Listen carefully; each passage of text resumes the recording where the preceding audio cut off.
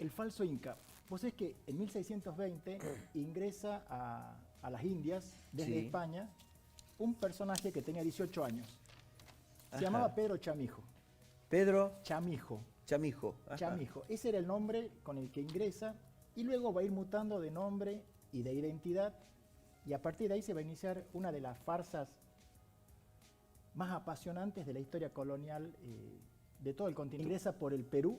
Por el Perú. Ingresa por el Perú, va a estar en Perú, se va a acercar al virrey de turno, lo cual hace pensar a los historiadores de que era un personaje sumamente seductor.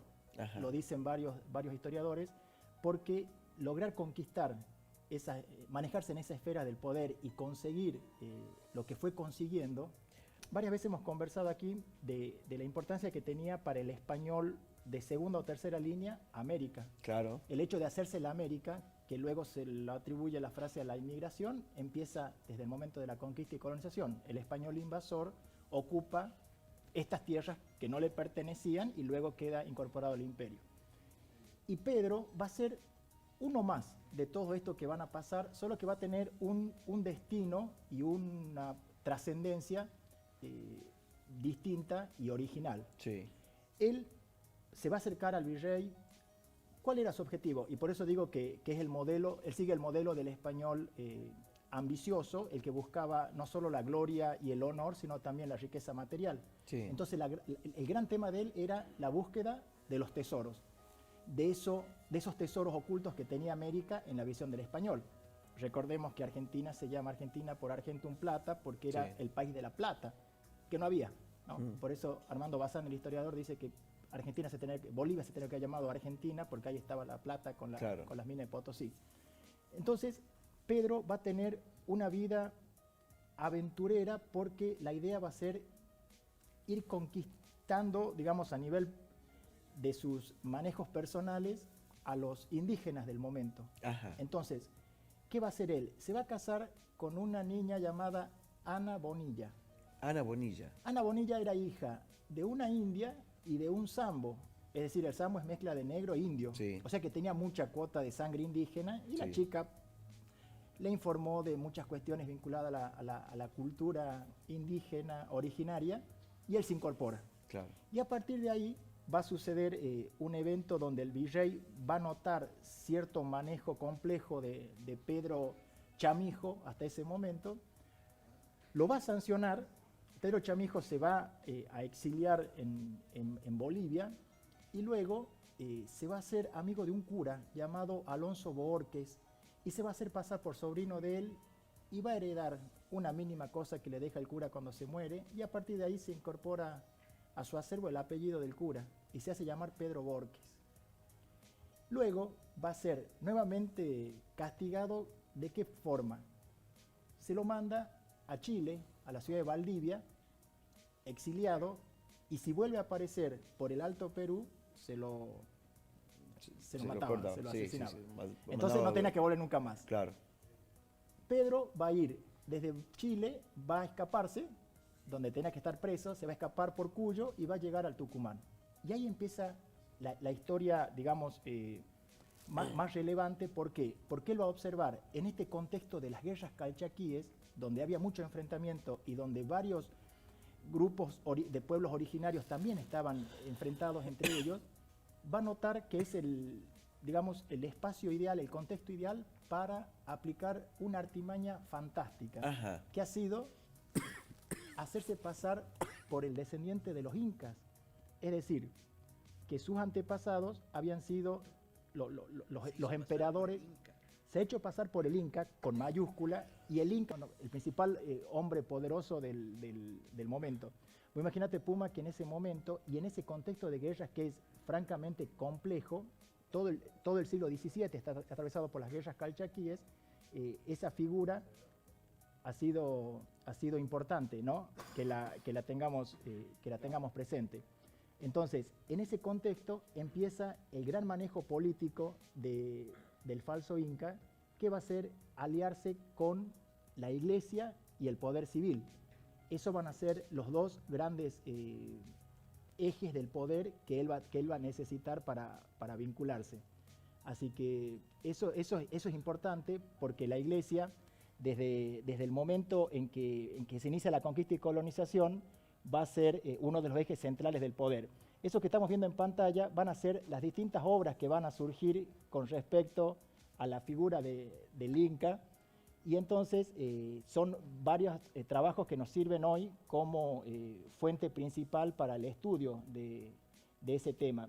Roberto Pairó ha escrito una novela fantástica, y él mismo dice que no hace falta novelar lo que ya de por sí es una novela. Por eso creo que es un evento súper original, digamos, que reúne características que son muy interesantes, siempre teniendo en cuenta ese contexto de guerra. La habilidad que tuvo Pedro Chamijo, luego derivado en Pedro Bohórquez en el falso Inca, va a determinar que Puma, que hace 360 años, el 30 de julio, desde el 30 de julio hasta el 13 de agosto, o sea, 15 días serán, por ahí, 2 semanas, se van a reunir en la ciudad de Pomán, es la Londres de Pomán, la que fue fundada en 1633 por Jerónimo Luis de Cabrera. Ajá. Esa Londres de la que alguna vez dijimos aquí que era llamada la ciudad de papel, claro, porque nunca fue una ciudad establecida, sino que figuraba en los papeles, es decir, en las actas capitulares, porque las actas capitulares era lo que le daba, las actas del cabildo, era lo que le daba entidad de ciudad. Claro. Entonces, la idea ¿cuál era de Pedro Bohórquez?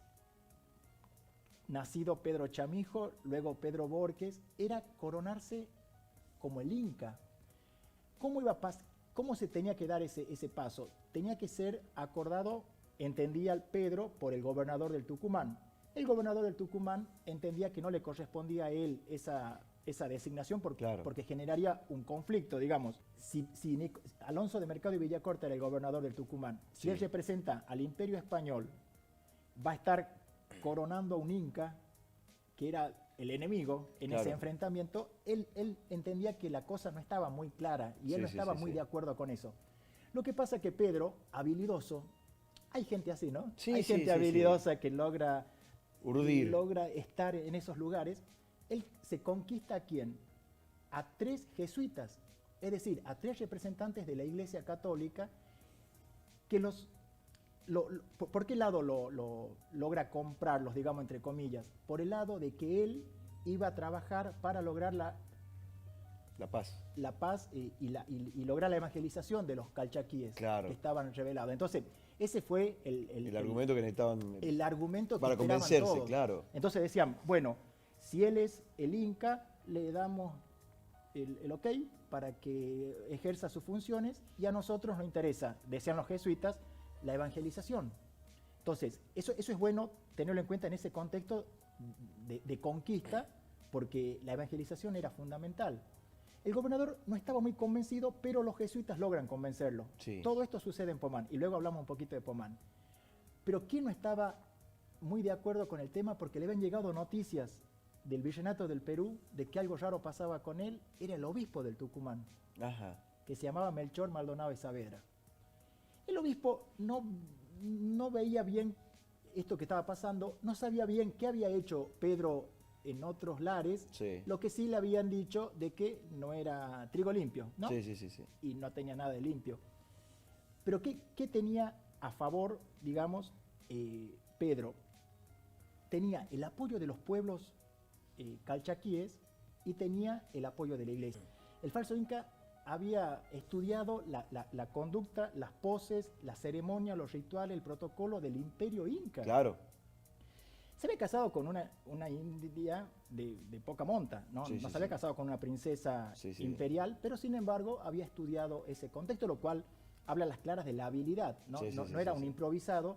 Y vos sabés que el obispo del Tucumán y el gobernador del Tucumán tenían mucho conocimiento de cómo habían sido las cuestiones de tradición, y por eso ambos dudaban de cómo venía la mano. Claro. La cosa que en esas 2 semanas que van a estar en Pomán reunidos, van a suceder muchas cosas interesantes, como por ejemplo, ¿sabes qué había preparado Alonso Mercado y Villacorta? Había preparado un ceremonial que reproducía al imperio incaico. 200 caciques acompañaban a Pedro Bohórquez. O sea, tenía todo el apoyo. Claro. 200 caciques de los pueblos que estaban revelados en ese momento, que logra manejar la situación, lo acompañan. Dicen que el gobernador los recibe en caballo blanco, lo cual era un signo distintivo que solamente se hacía a nivel de la realeza, y le había mandado hacer en el pueblo de Famatina, en La Rioja, una corona de oro y plata para entregarle al Inca, al falso Inca, y con túnicas correspondientes a su rango. No solo eso, se habían preparado corridas de toros, el juego de la sortija, bien española, claro, y vos imaginate que en ese poblado tan mínimo se había preparado todo eso. Y no solo eso, dicen algunos investigadores que en este momento se puede considerar como el origen del teatro en Argentina, porque en esta semana entre el 30 de julio y el 13 de agosto de 1657, hace 360 años, se van a reproducir comedias y obras teatrales. No sabemos bien qué obras, pero sí que existieron esas manifestaciones. ¿Por qué? Porque el padre Hernando de Torreblanca, que escribe una crónica de estos sucesos, que es la fuente directa, él estuvo ahí y él habló con el falso Inca, él deja registro detallado de todo lo que sucedió. Entonces, dice una historiadora que se llama Teresa Piazza Previch, dice que en ese momento la ciudad de Pomán era la ciudad más divertida de todo el Tucumán. Claro. Porque fueron 2 semanas de fiesta pura. Mucha fiesta para una ciudad que no tenía vecinos. Entonces, ¿de dónde sacaron los vecinos? Los llevaron desde el Valle de Catamarca, desde La Rioja y de un poblado, algunos poblados que estaban por Andalgalá, el gobernador. El gobernador, o sea, la cabeza máxima. Se les juntaron todos que ahí. Residía en Córdoba. Es que el gobernador había llegado 2 semanas antes y el Inca se hacía esperar. Y el gobernador le dijo, pongamos fecha de inicio a las reuniones porque esto se extiende mucho. ¿Por qué? Porque el Inca quería generar el mayor apoyo posible de los pueblos indios para llegar llegar con poder. ¿Y qué quería? Lograr que el gobernador lo reconozca como el Inca, a cambio de, digamos, lo que él tenía entre manos era que él jugaba con que tenía información sobre minas escondidas, minas ocultas en el territorio, que nadie más las conocía. Entonces el obispo del Tucumán le escribe al gobernador y le dice, aquí no hay grandes minas, él está mintiendo.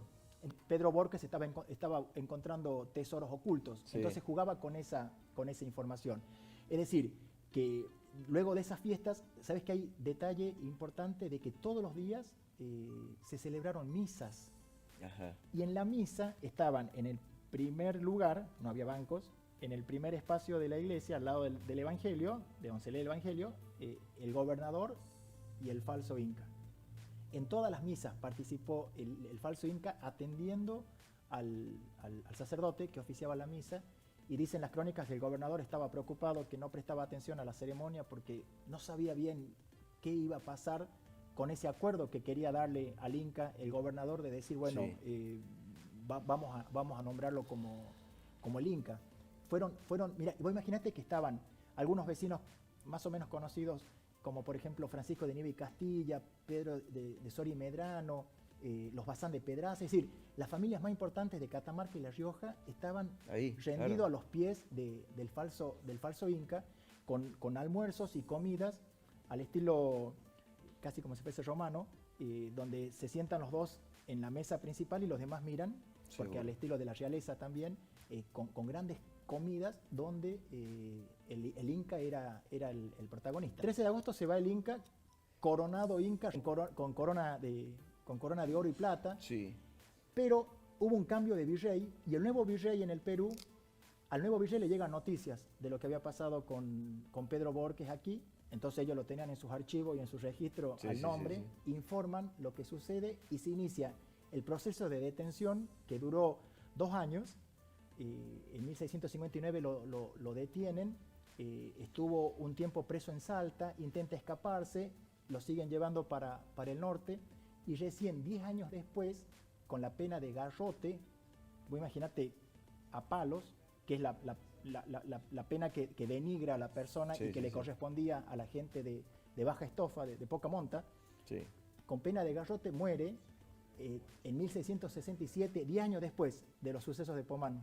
10 años después exactos muere, el 3 de agosto, y luego de que muere, su cuerpo es degollado.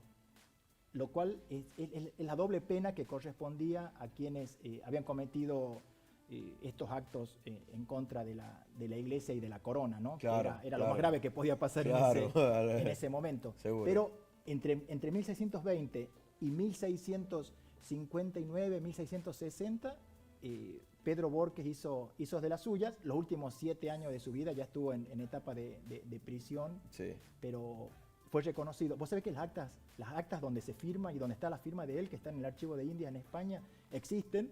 O sea que son los documentos que legalizan ese nombramiento. Por eso el gobernador del Tucumán, cuando el nuevo virrey le dice, usted cometió un error, el gobernador del Tucumán no sabía cómo volver atrás porque Claro. él había dado la firma y él había Claro. apoyado ese nombramiento. Y eso va a desencadenar lo que se conoce en nuestra historia como la Segunda Guerra Calchaquí. Porque Seguro. los indios que lo apoyaban a él se rebelan. Él, en un momento de paz en que aparece el falso Inca, cuando él se va, genera nuevamente los inconvenientes. Pero lo bueno de recordar para esta fecha también es el hecho de esta manifestación teatral en territorio catamarqueño que bueno. se lo puede ver como la primera en el país. Qué- Y muy importante, ¿no? Y lo tenemos registrado con documentación desde que ingresa a América hasta que muere. Sí, por supuesto. Pedro Chamijo, luego Pedro Borges, el falso Inca.